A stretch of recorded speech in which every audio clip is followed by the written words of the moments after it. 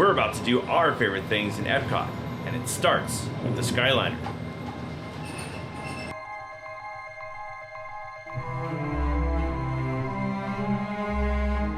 Well, as you can see, Michelle and I are in a Skyliner. I happen to love the Skyliner. It's one of my favorite things here in Disney, but we are not in this Skyliner because we wanted to be in the Skyliner.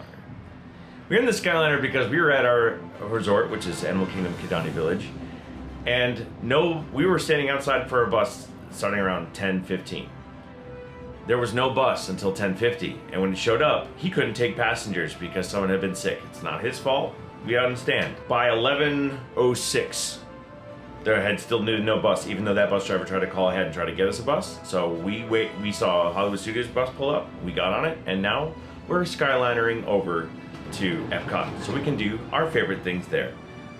I hope our day goes better, right, hon? Yeah, seriously. Yeah, seriously. But we're going to be doing our favorite things, so it's sure to get better. We have Frozen to start. It's one of the reasons why I like the clear gondolas, because you can see out and you can see all kinds of really cool things going on.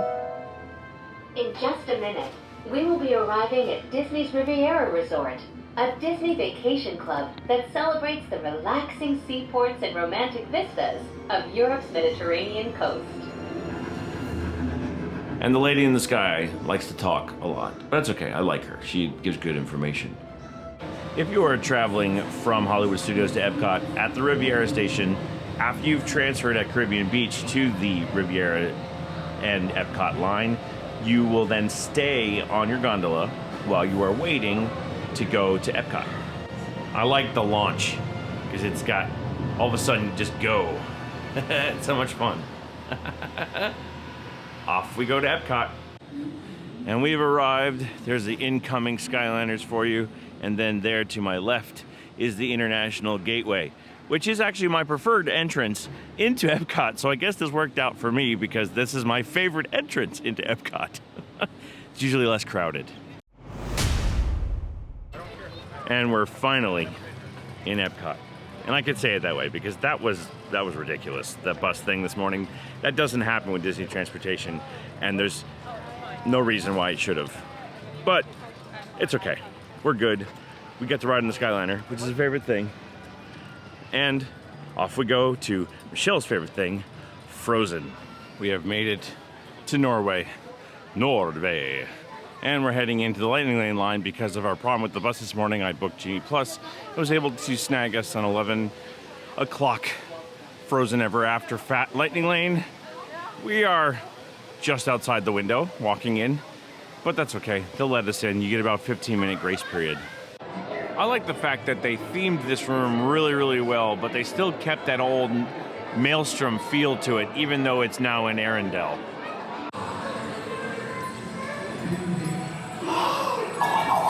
Do you want to build a snowman? Hey, you're flying up to the ice palace. Would you say that we're related or guests? Let's just call it delight. 'Cause for the first time, I'm free. Let it go, let it go. The cold never bothered me anyway.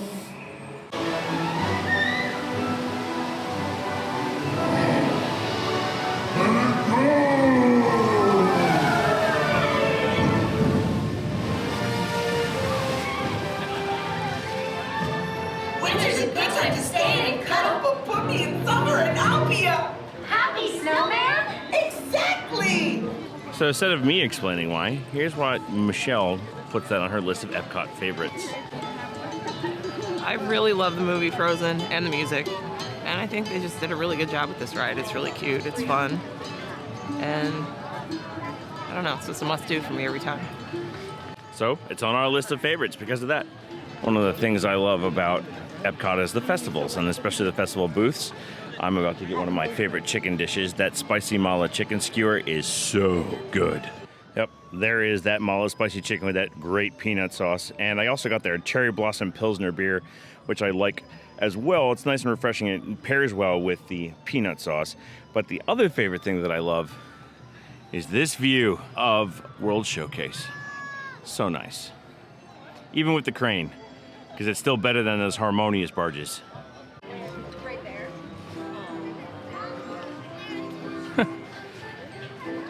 Wasn't expecting to see Snow White walking through the Seven Dwarfs topiary. But I think that's probably why he's sneezing so much. Why, hello, it's wonderful to see you. Can we get a picture or no? She says Remy. Okay, that works. Wonderful to see you, though. Happy birthday. You're very welcome. Michelle and I are actually heading back alongside Regal Eagle Smokehouse because there's some very hidden bathrooms back here. And they're usually empty and devoid of people, which is kind of nice because you can get right in. You didn't think it was going to be a favorites video without me telling you about my favorite bathrooms. By the way, these two bathrooms are actually what are called companion bathrooms. So, make good choices. I'll tell you one of my favorite things to do. We're doing it right now. We're walking the World Showcase. Just kind of enjoying the changes in music, the changes in theming, and just enjoying walking the world, especially with her. One of my other favorite things is as we pass Japan, I often like to go to Mitsukoshi, which is the oldest department store in the world, and they have a branch of it right here in Japan at the Epcot Pavilion. And I just like coming in here.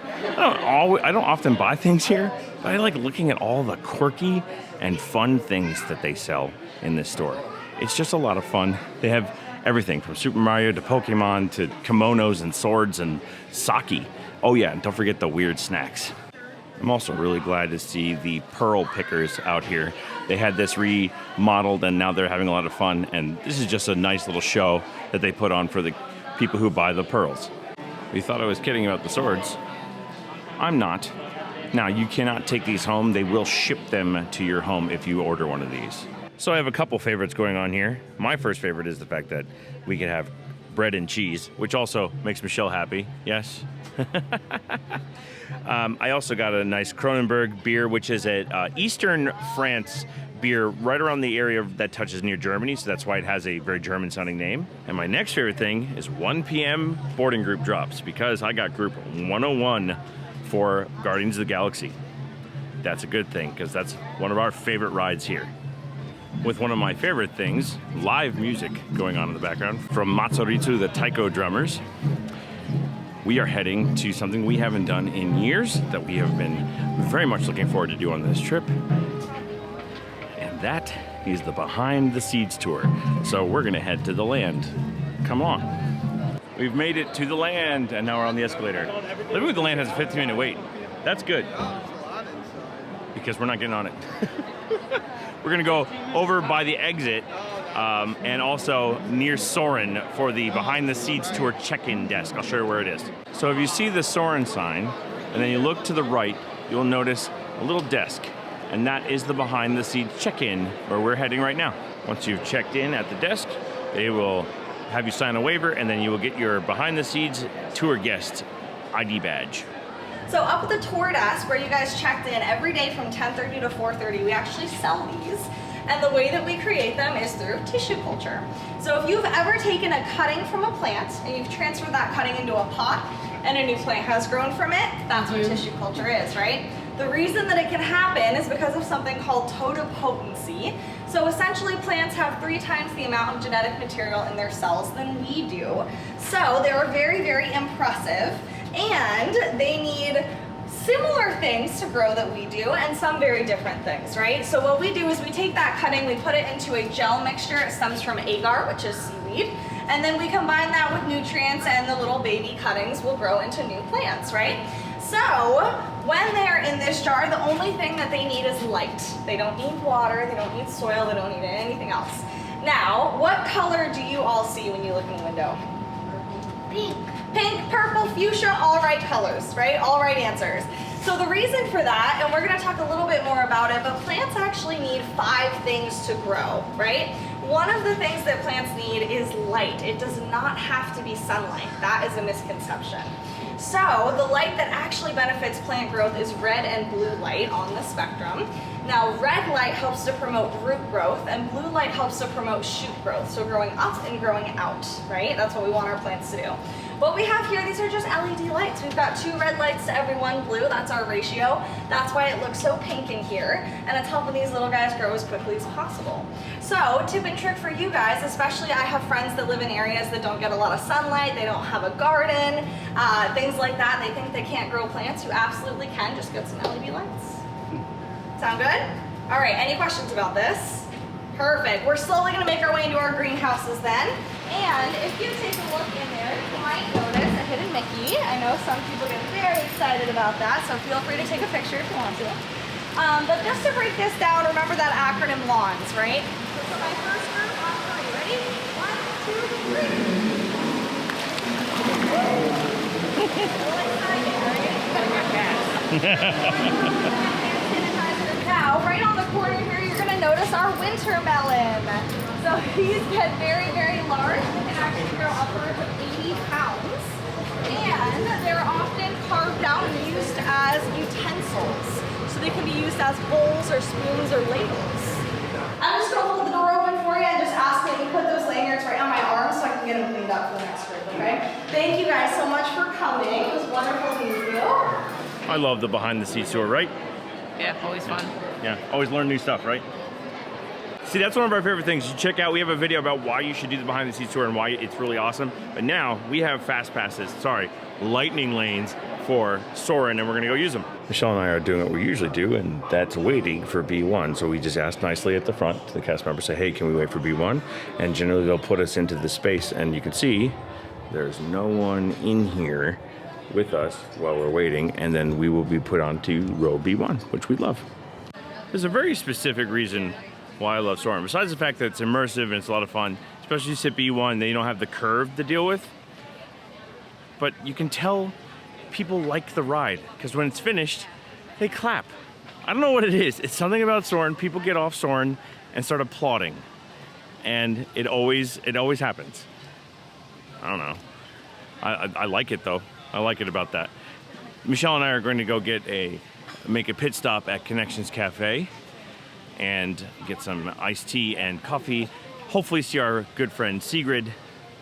And then we are going to head over to Guardians of the Galaxy because it's claiming in 20 minutes that ride's going to be up for us. We have come to the wonders of Xandar Pavilion. See? And we are heading in for our lightning lane, virtual queue, and the line appears to be moving pretty well, which is good because we have one of our favorite restaurants booked for pretty much immediately after we get off this ride. So while Michelle and I were in line here for Guardians of the Galaxy, I checked with the My Disney Experience app, and I realized, I don't think I've told you about this before, is that Disney will sometimes just release lightning lanes, and they release them at odd times, like 47, on the 47s. It's on a weird time. So if you check at a weird time during the day, they will release held lightning lanes or ones that people have canceled. And I was able to get a Remy's lightning lane that I wasn't able to get because according to the app they were gone. And then but the problem was it was actually in the middle of our reservation. So I was actually able to modify it and get a time that was farther away from our reservation. So yeah, I now have a Remy's lightning lane that I was definitely not able to get for hours before that. One of the things I want to point out is how the load procedure works as you get on the Guardians. After you've gone through all the pre-show, you come into this large room, you head down this ramp, and at the bottom of the ramp, they're going to sort you into left or right sides and then into the different the trays for each side. So there's 2 rows for each side. They sort you left or right first, then they'll sort you row 1 or row 2. And you can request to wait for a specific car, and they will ask you to stand in that area while you do that. So be nice to the cast members, request what you want. And this ride loads like a double version of Big Thunders, which is how they can get so many people through here so quickly. I think we're jumping back.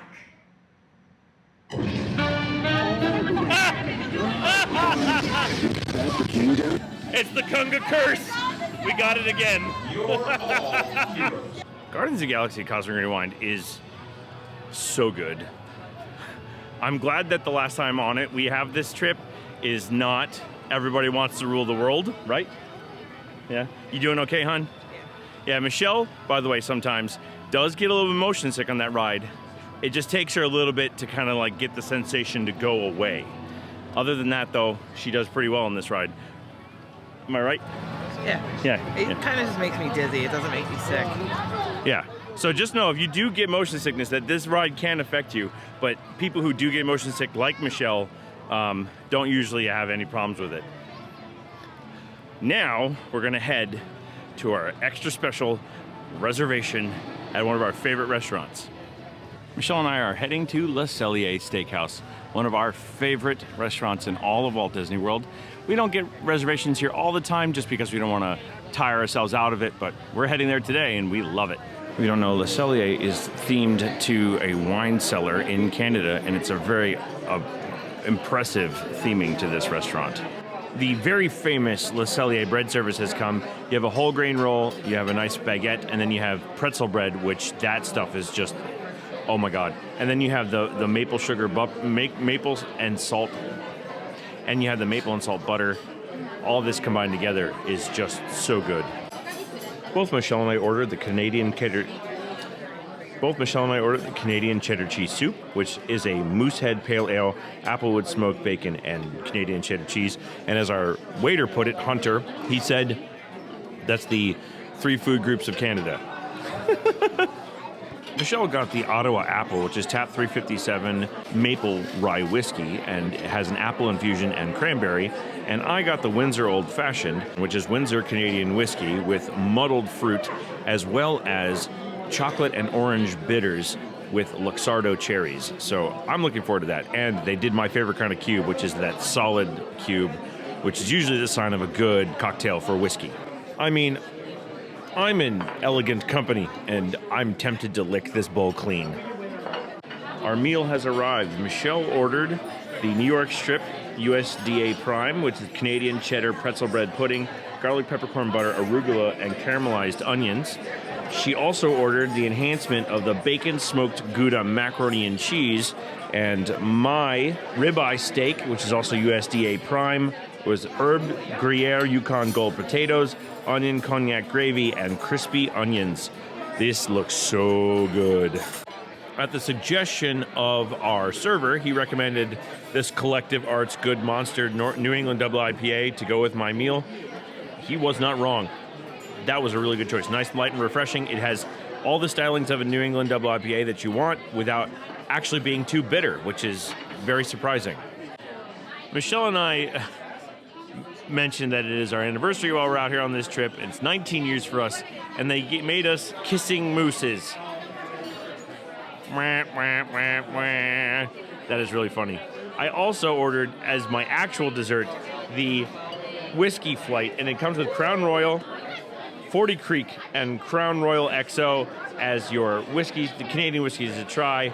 And this is really what I was looking forward for to dessert, but now we have kissing mooses with the glow cube under the freaking whipped cream. That is funny. We finished at Cellier. If you haven't eaten here yet, you really should. There's a reason why it's on our list of favorite restaurants in all of Walt Disney World. Good. Yeah, it's always good. We've been eating here for 20 plus years. Yeah, it's so good. Everything's cooked right, and it's never had a bad meal. It's never been inconsistent. Yeah, it's just everything's great. We're gonna move on to our next lightning lane, which is at Remy's Ratatouille Adventure.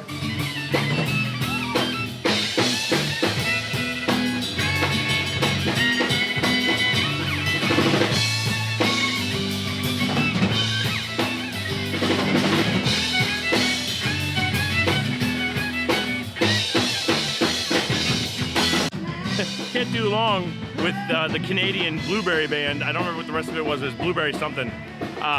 Performing a little Tom Sawyer with fiddle. That was pretty cool. One of the reasons why I'm currently grateful for lightning lanes today for our favorite things. That says 95 minutes. We're heading back into the new section of the France Pavilion with the skyliner passing overhead with a beautiful sky, and heading back to use our lightning lane for Remy's Ratatouille Adventure. This is just your regular reminder that just because you have Lightning Lane doesn't mean you're going to get on it right away. This group hanging outside of the building by the fountain is the Lightning Lane group. So just understand that you'll get on faster than that, but you're not getting on like perfectly right away. I also want to point out that the facade of Remy's is done in the style of the Pixar film where nothing's actually like perfectly straight or like really, especially like the rain gutters. It's kind of an interesting little nod to the Pixar film, besides the fact that that sign is actually rather nice. Michelle found the spot for the air conditioning on the line in the Fast Pass lane. Now I'm Remy styling. All the rats are loaded. Off we go. This ride's a little fun, and both times we got sprayed, someone definitely didn't like that over there. That ride's a lot of fun. It kind of is a bonus on our favorite things list because it's not like anything that blows us away. It's still a great ride. It's still new, so being able to get on it is a favorite thing. Being able to like earn the Genie Plus Lightning Lane for it, that was, I mean, it was some work, right? Yeah, I think it was the first time we rode Lightning Lane for this one. Yeah, it is the first time we rode Lightning Lane because those Lightning Lanes are very hard to get. Now we're heading over to Test Track because we have a Test Track Lightning Lane at 7:15. It ends at 7:15. I'm hoping this gray sky holds off long enough for us to ride it because it didn't last time. So as you can see, we're on Test Track with the test cars, the concept cars that'll never come out. And we've already pumped in, so here we go. As per usual, we have made our typical Hot Wheel. Let's see how we do. We got 84 power, 58, 55, and 13. This thing is not very efficient. We're almost on. Haven't heard the announcement in a little while. Here we go.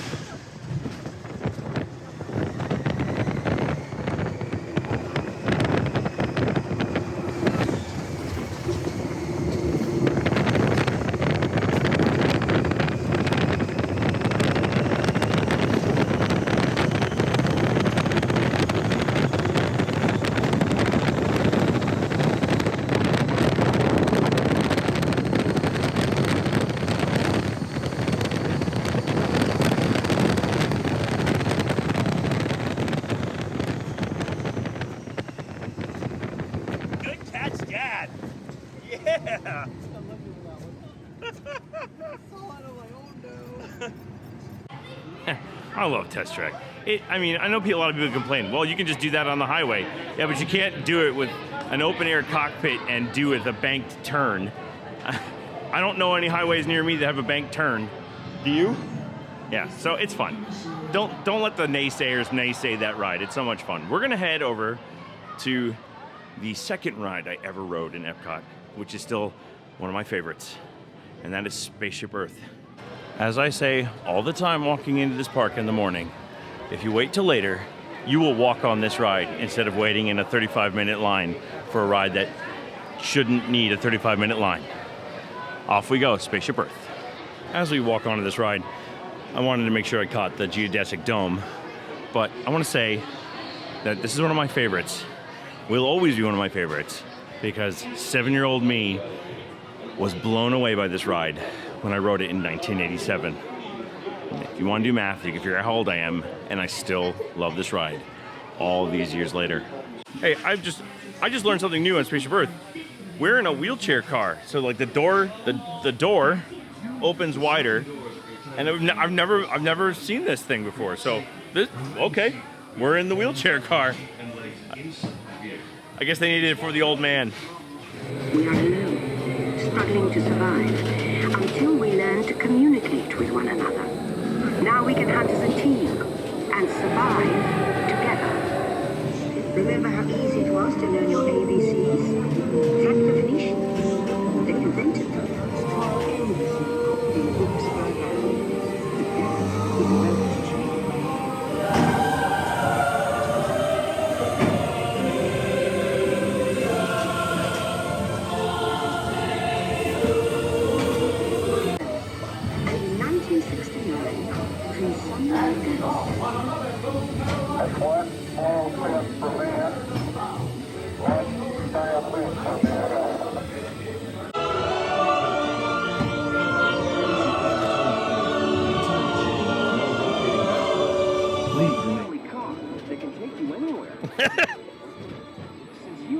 wing it, your virtual and the moment you arrive at your ultimate vacation destination, you're out of this world and into the future. The end. Or should I say the beginning of your future. I think that was our best Spaceship Earth faces yet. I tried to make mine look crazy. I think I achieved that. We can't tell from Michelle's ears, we still haven't done our absolute favorite thing to do here in Epcot, which is going to La Cava del Tequila. Woohoo! Might notice we're not going around the back of Spaceship Earth. In fact, we're passing Test Track on the left. And the reason we're doing that is because we will now bypass a good corner of the walk by going through the Odyssey Pavilion. And the Odyssey Pavilion used to be used a lot more. It used to be like a convention space and all kinds of other things. Now they just kind of use it as a big festival booth. And you just have to follow this path up here to the left, and you can cut off an entire corner of your walk and shorten your trip. So when you see Creation Shop, turn to your left, go down this path, and in between these two refreshment stations, you will then see through the group, you can see up through there, a path, and that path cuts off into the Odyssey Pavilion, and it is a shortcut to Mexico. And we made it to the Mexico Pavilion with plenty of time to spare. See, that's why you take the shortcut past the Odyssey building. What are you getting? I don't know. I don't know either. By the way, this young lady in the screen is our favorite server. This is Dinora. We love her. We actually found a pretty decent spot. It doesn't look ideal until you realize something. The spot is right next to the World Showcase Transportation dock, but look at this. The final fireworks barge is right there. So if you look out, the fireworks are going all the way over there. So this corner is actually a good spot, but because of the dock, it looks like it's not going to be. But there's nothing that's going to get covered up over here. Cool, right?